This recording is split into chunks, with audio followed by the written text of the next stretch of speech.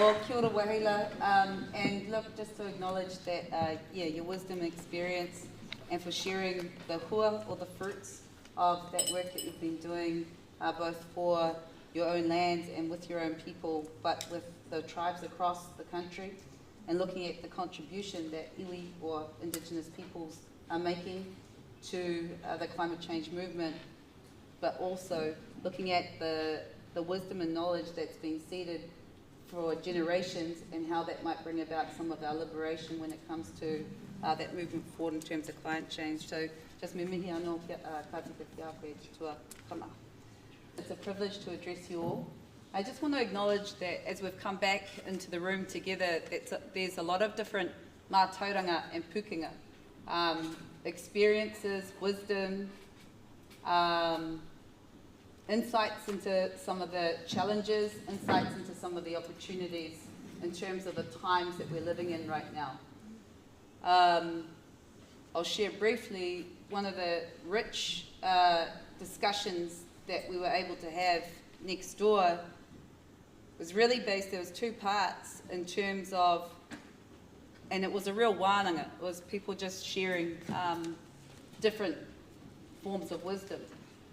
But the history that have led the tribe here, and the knowledge of the environment that seeded back for generations, the work that has gone in by the iwi to understand the impacts of climate change right here and right now, and then the strategy that they have in terms of looking out to tomorrow, and to use Helmut's words, you know, that vision of what it is that Ngāti Toa want right now. What's the utopian vision for their tribe when it comes to understanding and recognising the pathway forward as a consequence of the impacts of climate change. So just really want to acknowledge, again, just our host, Ngāti Toa, mana whenua tēnei rohi. My name's Kiri. Prior to a life that some of you may be familiar with, more recently, I grew up in a coastal community that we quickly have seen change over the course of time. If I look at my grandmother's generation, she'll talk to us, or she did when she was alive, but about the types of food that would run in through our harbours, the way in which food would grow.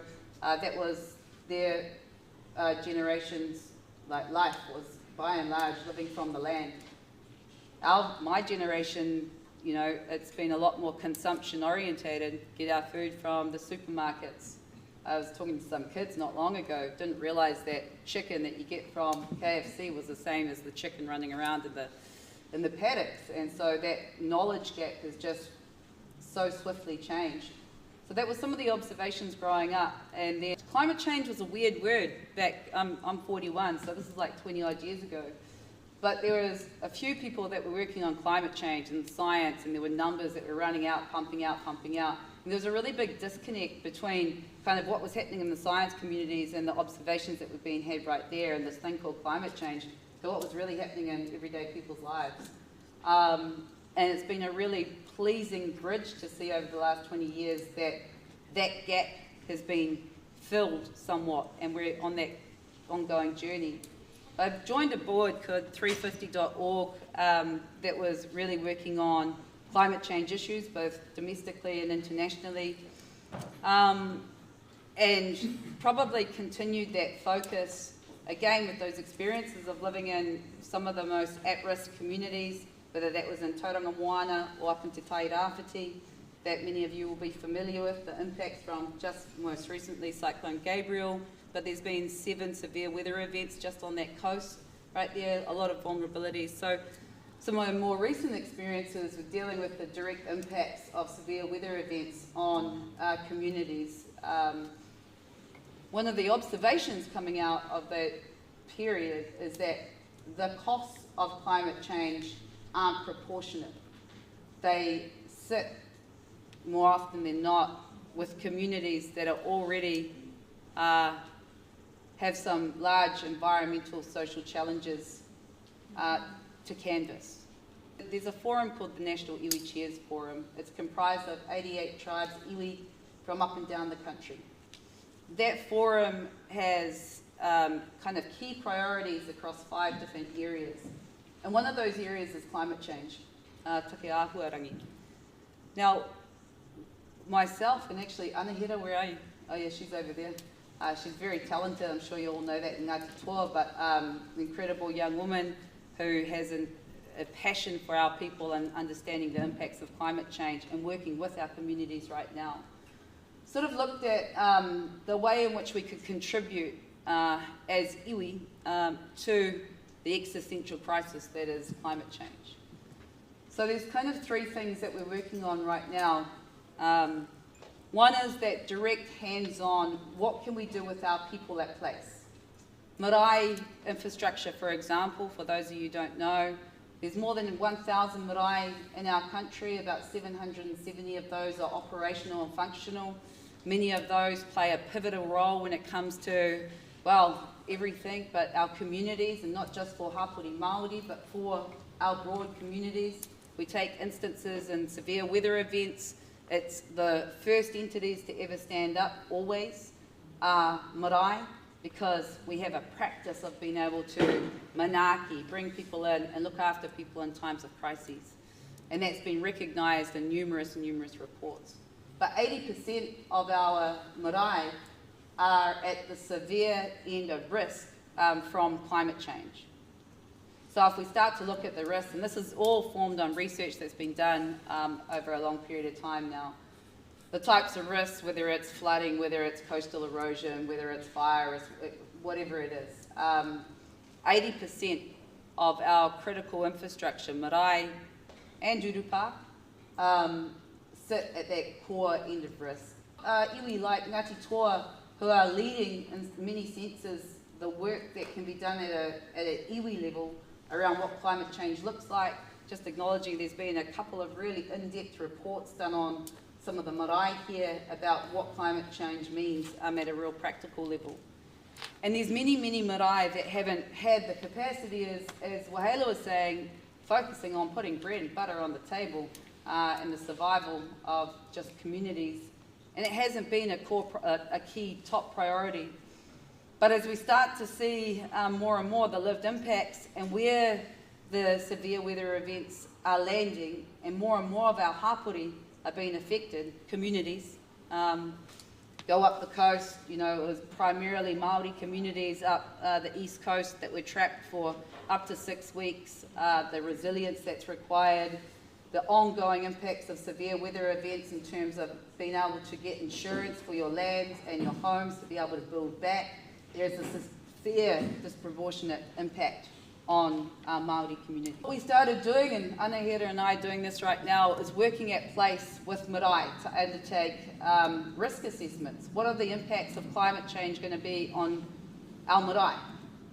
And as we started to look at that work, then we started to compile layers and layers and layers of publicly sourced data to be able to, that looked at all of the risks that climate change would mean for across Aotearoa, whether that was coastal erosion, whether that was inundation of floodlands, etc. And when you start to layer those layers and layers and layers of publicly sourced data, and then you start to look at where populations sit, then you again can start to see, again, it's those communities by and large that are really already bearing the brunt of inequitable conditions that we live in. And that's just the data and the research and the science. That's never mind the real life stories of these people and our communities. What that meant for us at a Iwi Cheers Forum level was going, okay, yes, we need to be working directly with our people to make sure that our people are upskilled and have the information to be able to plan for, you know, resilience, adaptation, whatever that meant. But then there's the decision makers that have this massive hold on the way in which the laws are made, policy is developed, where resources are distributed and allocated to. So there were 2 other prongs that became our key priorities. One is on law reform. So there are I can't even count right now, and somebody else might have the number on top of their heads, but the amount of legislation that's going through right now that has direct implications when it comes to climate change and its impacts, or on our Taiao. So we're furiously working in the background in a lot of that law reform work, and then I call it policy reform, but looking at whose role is it to provide the resourcing for adaptation. If we look up some really bare-based, don't use these as stock standard for everything across the country, but right now we're having to do a retreat of a marae, and this is post an event.